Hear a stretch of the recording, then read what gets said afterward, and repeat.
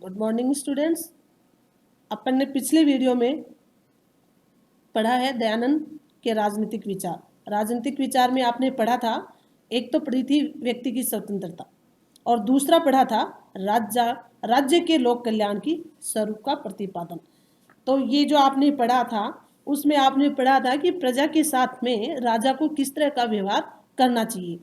जिस तरह से पिता पुत्र को निस्वार्थ होकर के वह उसकी हर इच्छाओं में जुट जाता है, उसको हर कदम पे उनके साथ रहते हैं, उनके हर कदम पे उनको मोटिवेट करते रहते हैं, उनको रास्ता दिखाते रहते हैं। तो उसी प्रकार से एक शासक, एक राजा को भी अपनी प्रजा के साथ में ऐसा व्यवहार ही करना चाहिए। और आज जो पढ़ रहे हैं वो पढ़ रहे हैं राजा के देवत्व का निषेध तथा राजकीय शक्ति के संस्थागत स्वरूप पर बल। यानी आपने जो पढ़ा था देवत्व, मनुस्मृति में आपने पढ़ा था कि मनुस्मृति में राजा का जो राजा की जो उत्पत्ति बताई गई है वो क्या थी, दिव्य सिद्धांत पे, यानी राजा को देवता के समान मानना चाहिए। जिस तरह से व्यक्ति भगवान के सामने झूठ नहीं बोलता है, उसी प्रकार से उसको देवता मानता है मूर्ति को, उसी प्रकार से उन्होंने देवता के समान उस राजा का राजा की उत्पत्ति की कि आप उनके सामने हर आपकी इच्छाओं का पूरी करोगे और जो भी कुछ कहेगा उनको आप उल्लंघन नहीं करोगे। लेकिन दयानंद सरस्वती का है कि राजकीय शक्ति के संस्थागत स्वरूप पर बल दिया है कि राजकीय जो शक्ति है उनकी जो संस्थागत है उनके ऊपर बल देते हुए कहा है कि शासन की दिव्यता के विचार का निषेध किया। कहा कि शासक करने की शक्ति केवल ईश्वर में निहित है। यानी आप एक व्यक्ति को ईश्वर कैसे मान सकते हो? व्यक्ति व्यक्ति है, उस व्यक्ति को इसलिए अपन सर्वोपरि रखते हैं कि समाज के अंदर 10 व्यक्ति हैं, 10 व्यक्ति तो उस समाज का संचालन नहीं कर सकते और 10 व्यक्ति संचालन नहीं करेंगे तो वह परिवार अच्छी तरह से आगे बढ़ेगा नहीं। इसलिए उस परिवार में एक मुखिया चुना जाएगा, जिस मुखिया को अपन शासक का रूप देंगे। तो इसी प्रकार से वो है तो उसी परिवार का व्यक्ति, लेकिन उस परिवार के व्यक्ति को अपने एक को मुखिया मान करके अपना परिवार चला रहे हैं। तो उसी प्रकार से मनु ने कहा है कि राजा है वो देवता के समान है। लेकिन दयानंद सरस्वती कहते हैं कि कैसे, वो भी तो अपने में से एक व्यक्ति है, उसको अपन भला ईश्वर कैसे मान सकते हैं, उसको देवता कैसे मान सकते हैं। इसलिए उन्होंने कहा है कि इस जो शक्ति जो आपने एक मनुष्य को जो शक्ति दी है वो केवल ईश्वर में ही निहित होती है, न कि व्यक्ति के अंदर। कोई भी मनुष्य व्यक्तियों का स्वामी या राजा होने का दावा नहीं कर सकता। उसको आप व्यवस्था संभाल सकते हो, लेकिन उनको आप देवता, उनको आप ईश्वर की उपाधि नहीं दे सकते। सारे संसार का राजा परमेश्वर ही है, यानी भगवान ही है।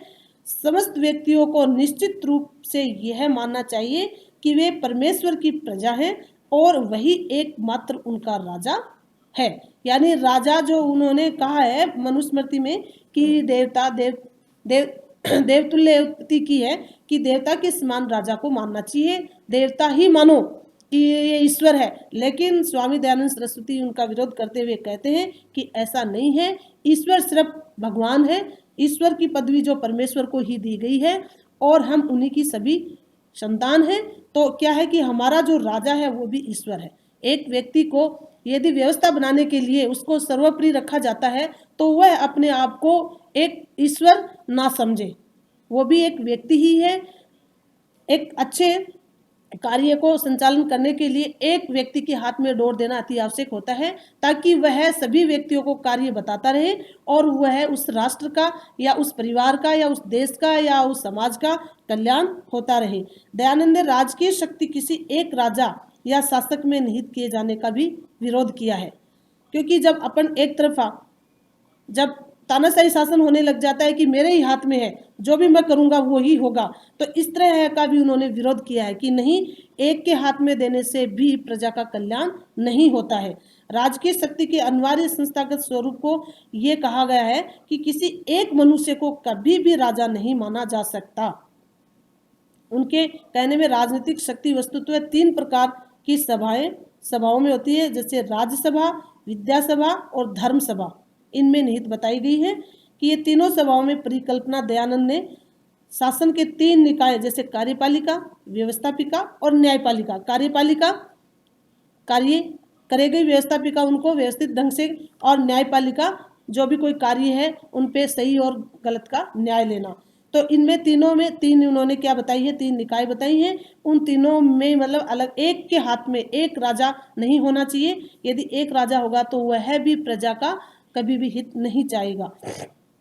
तीनों अंगों में राजकीय शक्ति सम्मिलित रूप से निहित होगी और राजकीय कार्य इन संस्थाओं को सम्मिलित से ही संपन्न किए जाने चाहिए। क्रमवाइज कि कार्य करेगा, उसको क्रियान्वित करेगा और फिर कानून बनाएगा।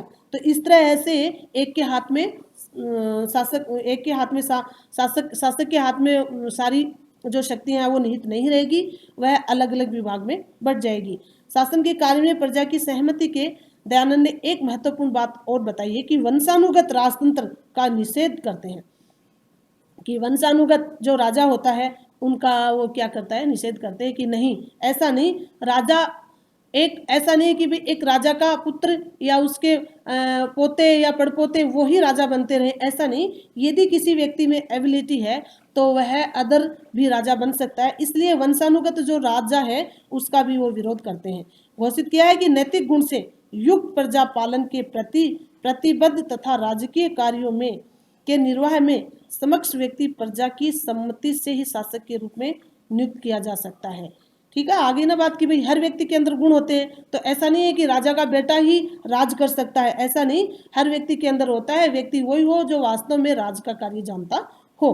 राजा शब्द के अतिरिक्त सभाध्यक्ष शब्द का प्रयोग किया गया है कि दयानंद ने प्रजा से यह उपेक्षा की है कि वह मर्यादा युक्त, उत्तम शील और गुणों से संपन्न, शौर्यवान, प्रजा के हित के प्रति समर्पित तथा समस्त प्रकार से सुयोग्य व्यक्ति को ही सभापति या राजा के रूप में निर्वाचित करें।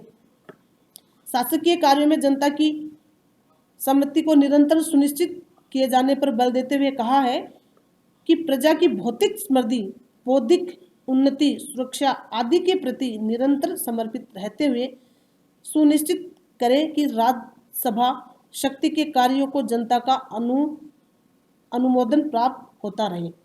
किसी एक राजा में शासन के समस्त शक्तियां निहित किए जाने का विरोध करते हुए कहा है कि समस्त राजकीय शक्ति निहित कर दी जाएगी तो वह निरंकुश होकर प्रजा के हितों की उपेक्षा, प्रजा के अधिकारों के अतिक्रमण, दंडित शक्ति के दुरुपयोग और स्वार्थवृत्ति में लिप्त हो जाएगा। कि यदि एक शासक के हाथ में पूरी सत्ता दे दी जाए तो वह अपनी मनमर्जी करेगा, वो हिटलर शासन करेगा, वह तानाशाही करेगा, वह प्रजा की कभी नहीं सुनेगा, वो अपनी मनमर्जी करेगा। इसलिए उन्होंने अलग 3 निकायों में शक्ति को बांट दी गई है कि एक ही शासक में पूरी शक्ति को निहित नहीं करना चाहिए, वह भी कभी भी प्रजा का हित नहीं कर सकता है। राज्यसभा, विधानसभा और धर्मसभा, इनके क्रम से 3 अंग बता करके उन्होंने कार्यपालिका, व्यवस्थापिका और न्यायपालिका मध्य क्या है कि पृथक्करण कर दिया गया है। और सभापति के रूप में शासक की विधायी कार्यपालिका संबंधी न्यायिक कार्यों में स्थापित करके उन्होंने आगे कार्य को किया। इसलिए उनका यही कहना है कि स्वामी दयानंद सरस्वती का कि एक ही राजा के हाथ में पूरा शासन नहीं निहित करना चाहिए, उनको शक्तियों को अलग अलग रूप में बांट करके कार्य करवाना चाहिए। सॉरी, 3 अंग बताए हैं, उसमें कार्यपालिका, व्यवस्थापिका और न्यायपालिका, उन्हीं को शक्तियों में पृथक्करण करके उनका प्रतिपादन किया है और उनके अधीन रख करके ही जनता अपना जीवन चला पाए। इसी प्रकार प्रजा की निरुष्टता को प्रतिकार करते हुए दयानंद प्रतिपादित किया कि प्रजा को राज्यसभा द्वारा निर्मित विधियों के प्रति आज्ञाकारी का भाव रखना चाहिए, यानी विरोध नहीं करना चाहिए। जिस तरह से उनका कार्य होता है उस तरह से उनकी आज्ञा का पालन करते हुए प्रजा को कार्य करना चाहिए।